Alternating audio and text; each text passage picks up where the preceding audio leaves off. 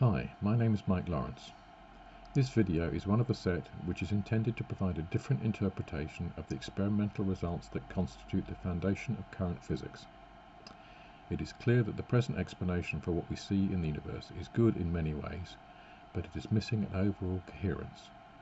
My view is that we need to look at physics with new eyes and consider an interpretation that explains most things well, even if it does question just about everything. I do not disagree with any experimental results, only the interpretation of those results. And I do not say that the hypothesis that I'll be talking about in these videos is the theory of everything, and that everything I suggest is correct, but it is a start. Each video in the set will cover an aspect of physics. The whole set needs to be understood together in combination, because many aspects rely on each other, and any one taken on its own may not be convincing to those relying on the current interpretations, some of whom may actually be offended by the hypothesis. There will be links in the videos to other videos in the set that cover closely related or overlapping aspects. Within the boxes in the videos are representations of the motions of the particles and their composites, which I will be explaining more fully. I'm happy to answer questions where I can, perhaps providing links to where a deeper mathematical analysis shows why I say what I do, since equations and graphs do not make good videos, and will post replies where appropriate on Twitter. I hope you enjoy the videos and they enable you to better appreciate the absolute symmetry and simplicity of nature. But please remember, I'm not an experienced presenter, and although I state everything as if it were correct, this is only a hypothesis. This is video number 15, Dark Matter Analysed. Dark matter has the same composite loop form as matter, but with immiscible symmetries due to different pair numbers. The number of pairs in a loop does not affect the mass or spin energy of a loop, but does affect the total charge range and the magnetic moment. Normal matter is composed of loops with 3 unmerged meon pairs. Dark matter is loops of any other pair number.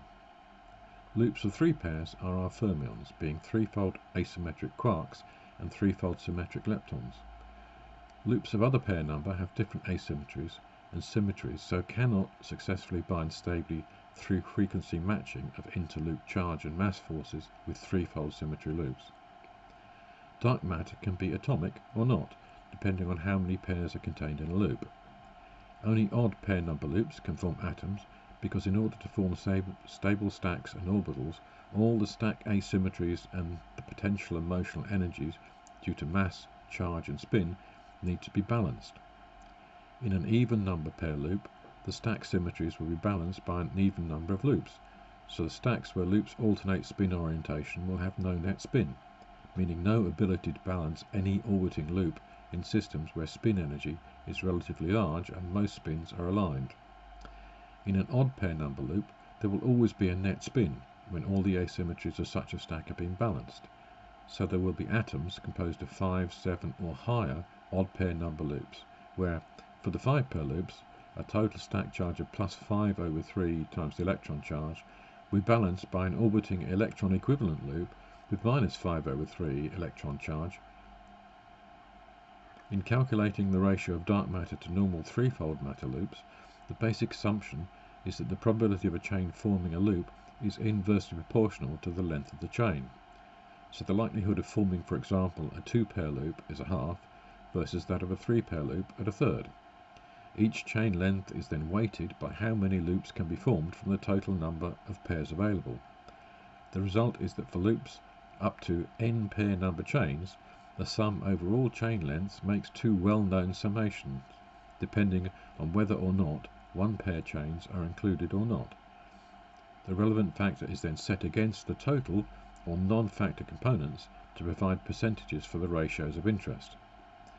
The ratios of 3-pair loops to all pair loop numbers, excluding 1-pair loops, is around 17%, which is the ratio of normal matter to the total of normal and dark matter. The ratio of atomic matter to all matter, including 1-pair loops, is 75%.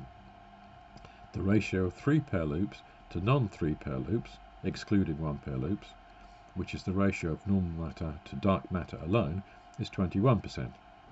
However, these estimates are based on initial loop formation during inflation and do not take account of how much of each pair number has been converted through passage into or out of a massive black hole, which only emits symmetric loops. Related videos will be 1. The basic underlying structure of the universe, and 2. What happens when zero mass black holes unmerge. Thank you for watching.